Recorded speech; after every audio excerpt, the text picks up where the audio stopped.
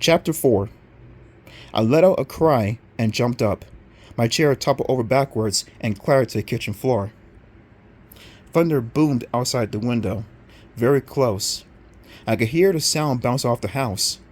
The lightning flickered, and in its fading glow, I recognized the face. Mr. Zarwood!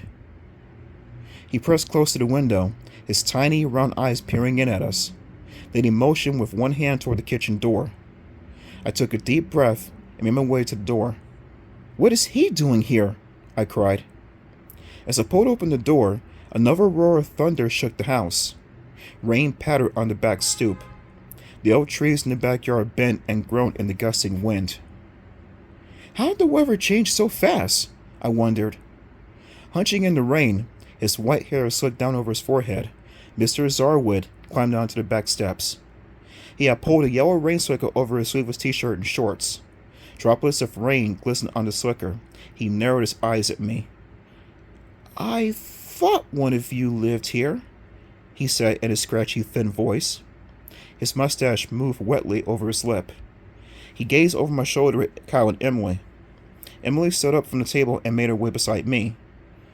I saw you at the garage sale, Mrs. Arwood said, eyeing both of us suspiciously.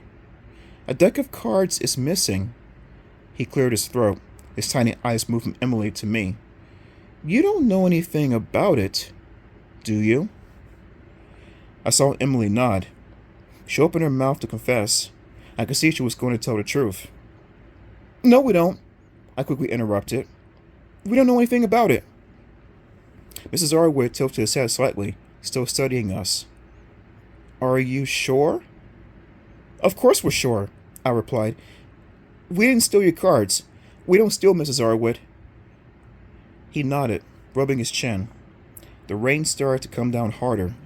Rain dripped from the slicker onto the kitchen floor.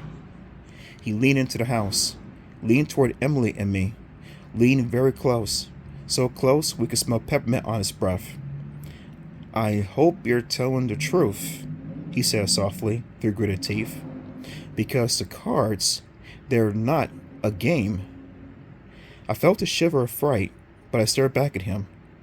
What do you mean? It's not a game, he repeated. It's very dangerous. You're kidding, right? I stammered. Be afraid, he whispered. Be very afraid.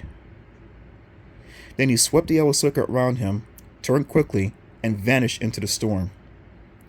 I stood frozen beside Emily for a second, his words ringing in my ears. Then I shut the kitchen door and locked it. We turned back to Kyle, who had hidden all the cars behind him. All three of us burst out laughing. What a joke, I cried. That did a pretty good imitation of Mrs. Arwood.